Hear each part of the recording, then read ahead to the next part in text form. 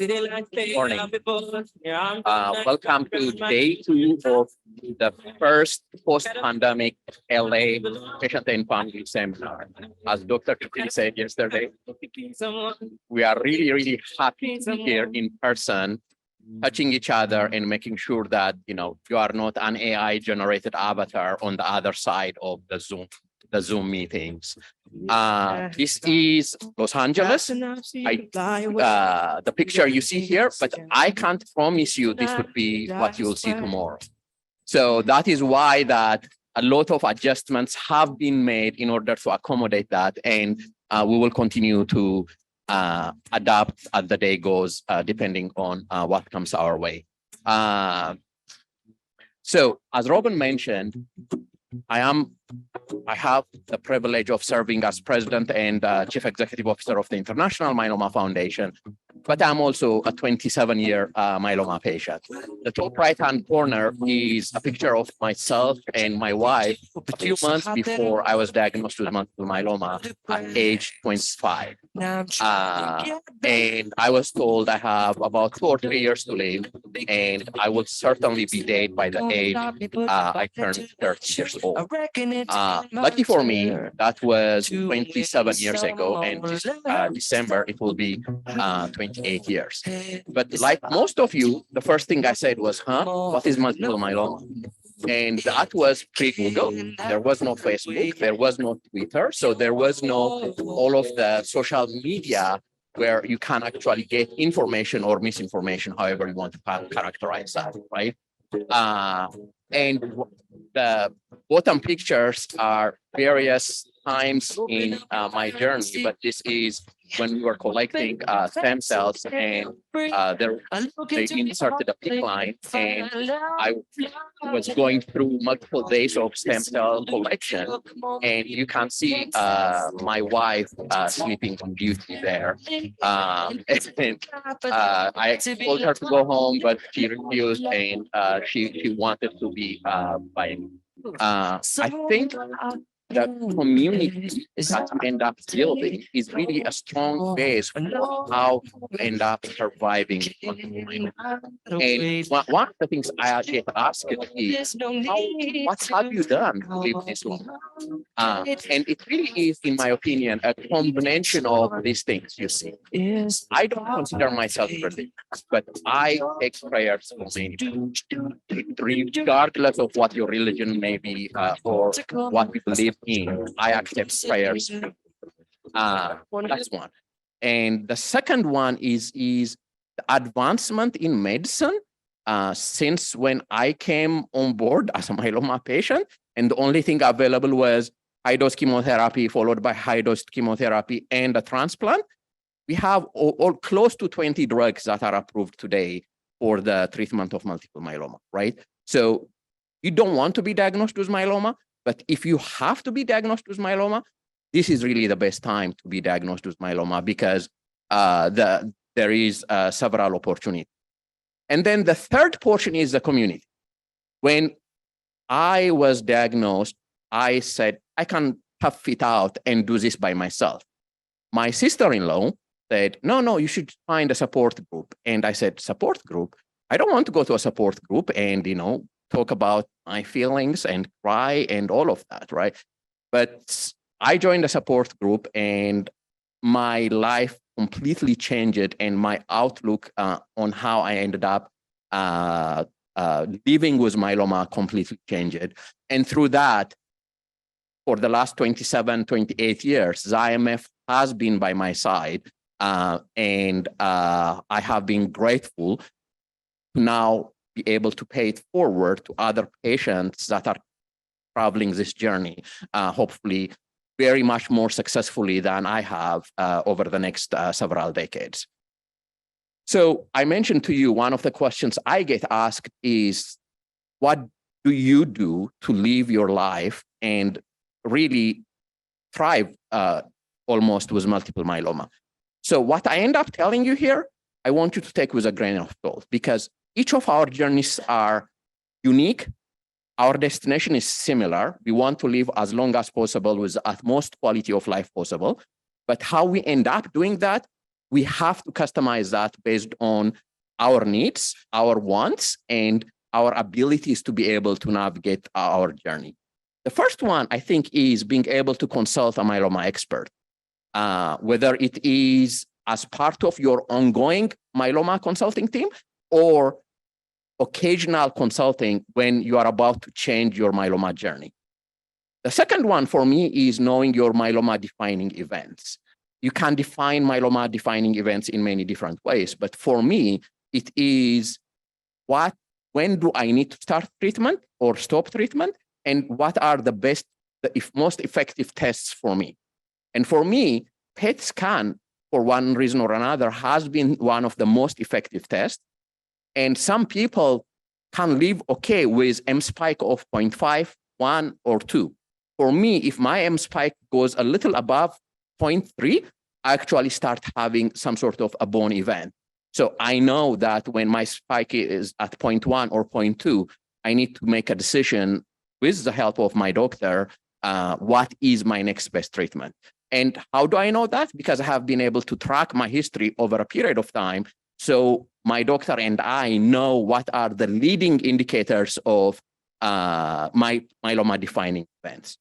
But I really also think that yesterday I was speaking with a nice lady back there, and we were talking about the need to know what your quality of life is and actually being able to articulate your quality of life to your doctor, so your doctor is able to customize treatments for you.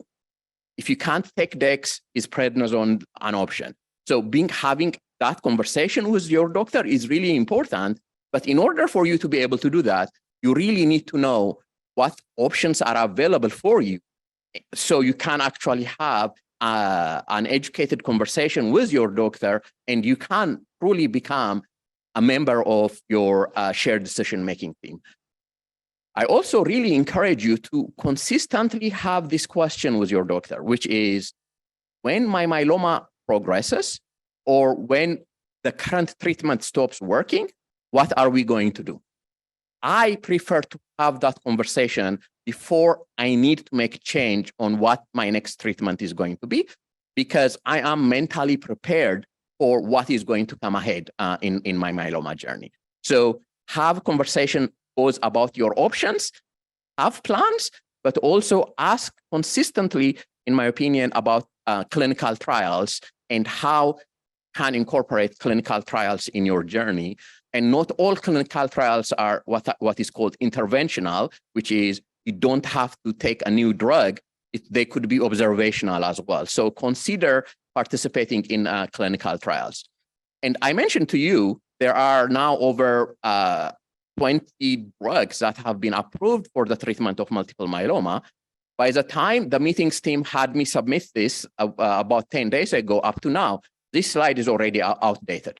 There are 2 new drugs that have been approved for the treatment of multiple myeloma, and there are many that are in the pipelines that we really should be excited about, but also we really need to educate ourselves about.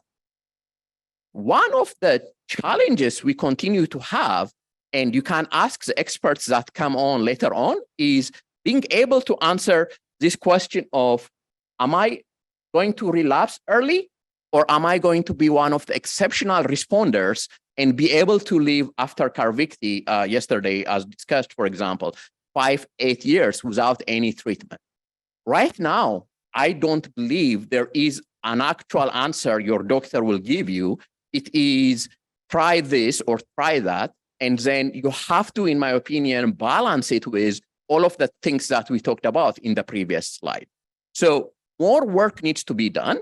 As much progress that we have done, made over the last 2.5 decades, there is more work to be done. And that is really why the IMF is around and putting on these conferences and leading various initiatives that, as I will show you. So as I mentioned earlier, the origin of the IMF is very humble. It was actually formed, as you can see up on the top right-hand corner over there, on a typewriter in someone's garage. Brian Novice, Susie Novice Dury, and Dr. Brian Dury are the founders or the co-founders of the International Myeloma Foundation. And when Brian Novis passed away at age 39 in 1990, I believe, they carried on that journey forward. And I would like you to hear it from them in terms of how much progress that we have made since then.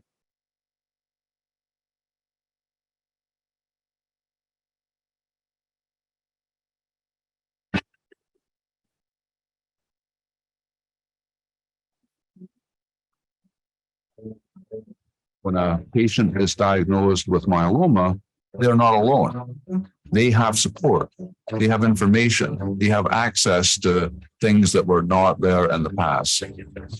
After seeing the ravages that myeloma can cause, since then, it's just been a mission to not have other people have to go through and suffer what he did. There was a desperate need to provide information that could lead them to the best tests and to the best treatments. It was just giving patients the voice. We needed new treatments, better treatments. Could we cure myeloma, prevent myeloma? Sometimes a very big advance can make only if you take a risk. Look what happened in the survival of patients when the IMF started and now 30 years later. They achieved so many things in these 30 years, the focus, the energy, and the synergy. It is almost impossible to believe what has happened over the last 30 years. The outcomes are dramatically improved and they're going to improve more. Because we believe that we can work collaboratively and we will cure this disease once and for all.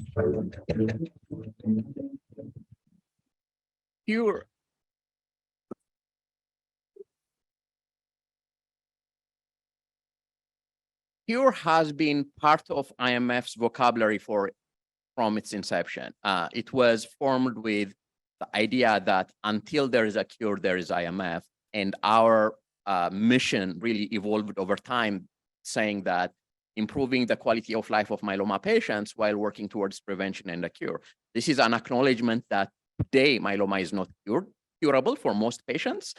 So we need to work on improving the quality of life of myeloma patients, but we also need to make sure that we are not only curing myeloma, but at some point preventing it from progressing from MGUS to smoldering to full-blown multiple myeloma.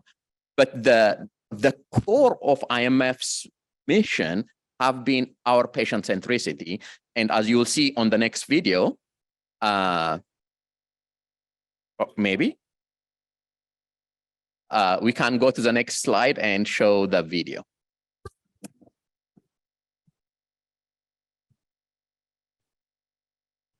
My name is Tanya Mays. I am Valerie Trano. Nicholas Lenore, Rob Lundgren. My name is Yelak Biru. I was diagnosed with multiple myeloma in November of 2012. In October of 1998. June of 2020. In 2018, I was diagnosed 6 years ago. It's going on 18 years, if I can describe it in one word. The International Myeloma Foundation means, The first word that came to me was support, it means support, advancement, hope, inspiration, helping others as stewards. cure. life.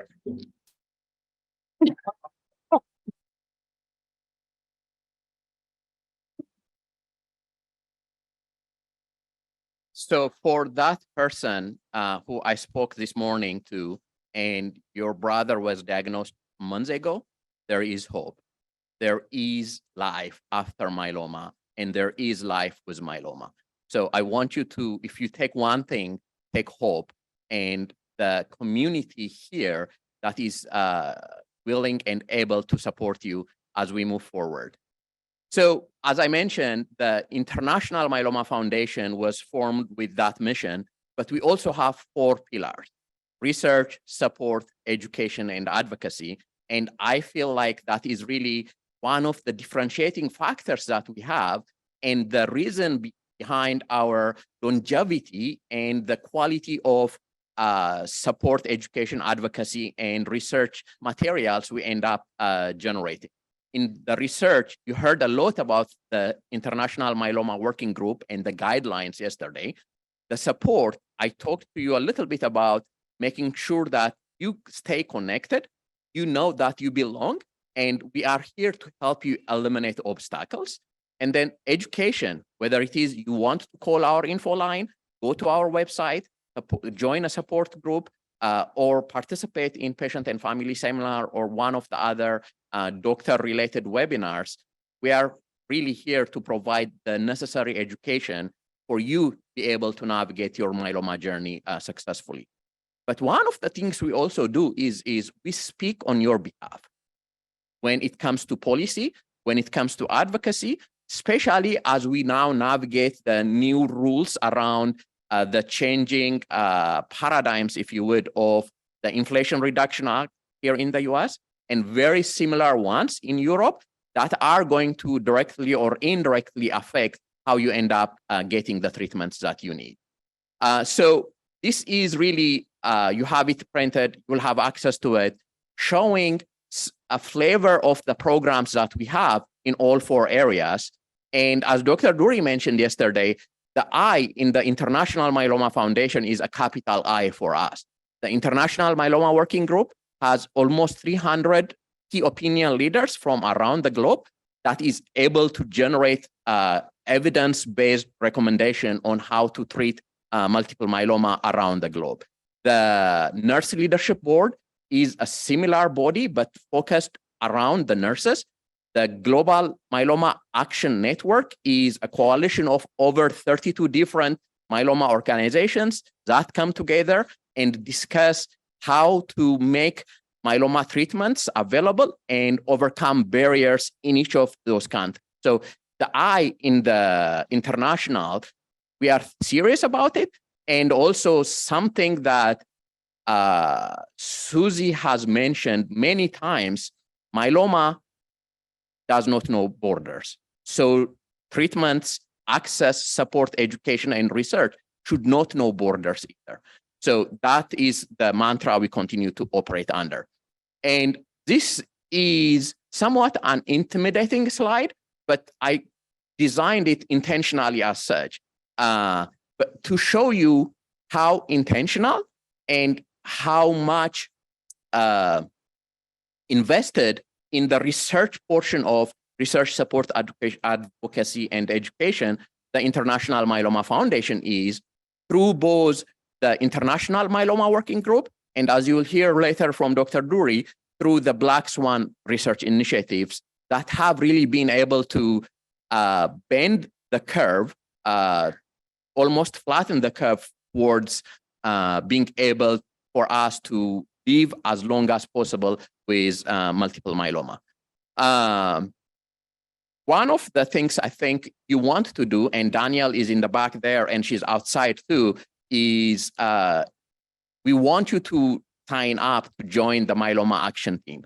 This is where we will be helping you tell your story in a meaningful way to make impact on not just drug approvals, but also how drugs are paid for and how policy makers and advocacy actually work. So if you are interested in that, I encourage you to go find Daniel.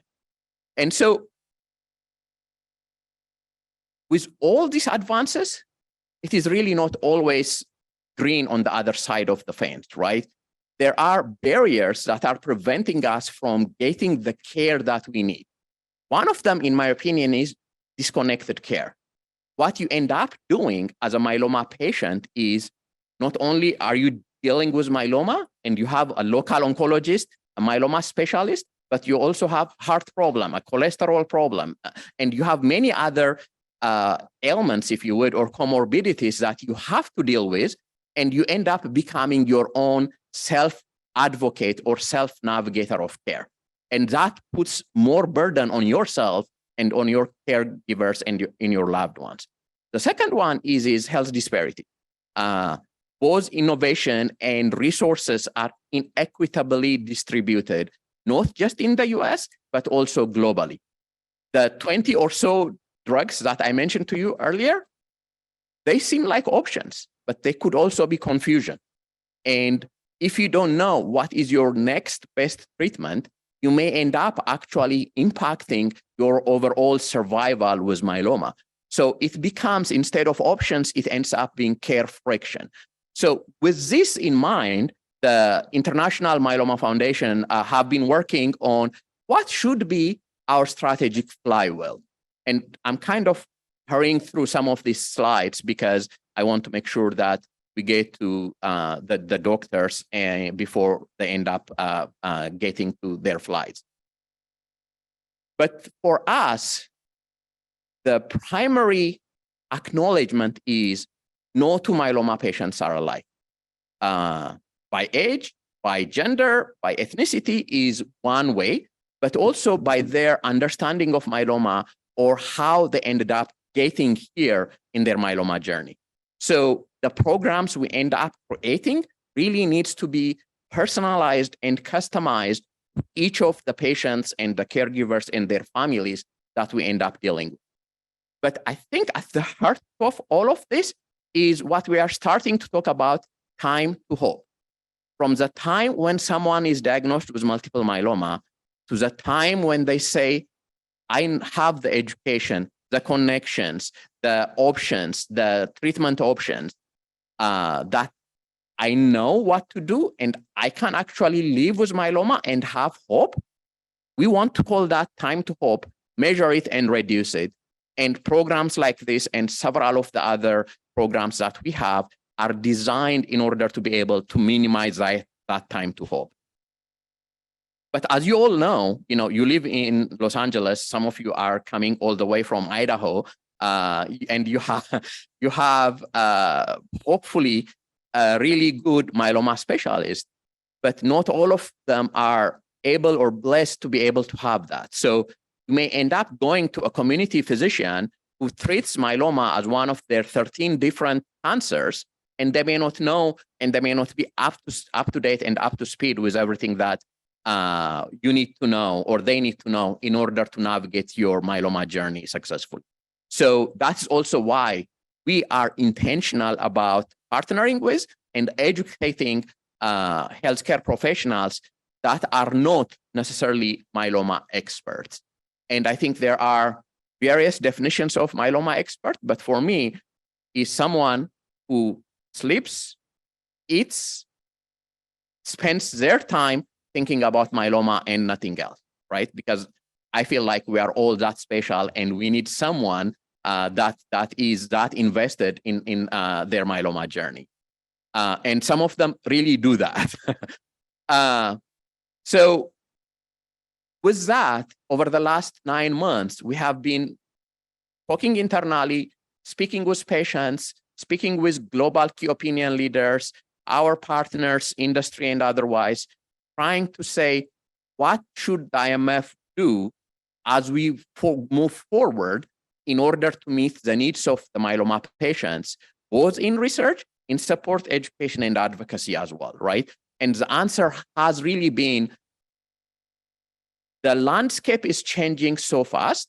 We really need to create a framework by which we design and execute our programs. So the framework you see here, and we also have brochures out there in the front, is really to say what will our programs look as we move forward, is raising the bar. What that means is we'll measure the impact of all our programs as we move forward. It really is broadening our reach. We reach a lot of thousands and thousands of people in the US and globally, but there are people who still don't know who the International Myeloma Foundation is, or by the time they're diagnosed, within the 90 days of their diagnosis, we are not reaching them. So our aspiration is to be able to reach them as quickly as possible so we can help navigate their journey and have a very successful outcome, as you heard from many of the patients earlier. And then we want to be able to innovate in everything we do. We have really been historically innovative on how we approach, including being the first ones like putting this type of family and patient programs and creating that shared decision model. We want to also continue to be able to do that, but now at an accelerated pace. So read our strategy. It is published on our website Printed materials are available outside. We are able, willing, and want to partner and collaborate with all of you, patients, industry partners, and whoever wants to partner in order to advance the needs of the myeloma patients and solve the unmet needs of the myeloma patients.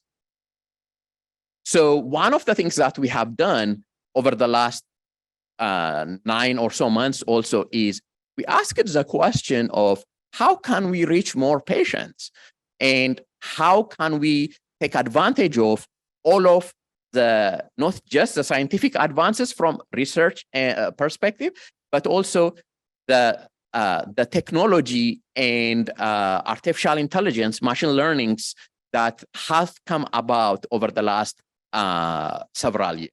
And the answer has been create this thing known as the Myeloma Knowledge Platform. This is a platform that would allow us to learn more about the patients and be able to actually provide recommendations and nudges, if you would, based on the patient's history and recommendations from IMWG and NCCN and other guidelines in order for the patient not to feel like they are drowning in information. We have a lot of information today on myeloma.org and various other websites. So we are very proud of the depth, breadth, and quality of that information. What we want to be able to do now is be able to know you are Yelak, you are Jim Jack, and be able to personalize the information when you need it based on your myeloma journey. So the platform we are in the process of creating addresses this personalization to the patient, allows us to be able to be more efficient in our services to you. That way we are able to bridge both the virtual and real world. We will continue to have a strong presence physically through our info line and other means, but we will double down on how we end up providing information in a more personalized, customized way to help lift you up so you can have a better and a more engaging conversation with your doctor in your myeloma journey. And we will also be providing this platform and making it accessible to the healthcare professionals in the community setting so they know when a patient is sitting in front of them, what is the best next action they can take. And we are partnering with very strong both healthcare and technology organizations in order to make this happen. So as I run down the last few slides, we are, as I mentioned, the International Myeloma Foundation. We continue to believe in having a conversation with the patient one-on-one.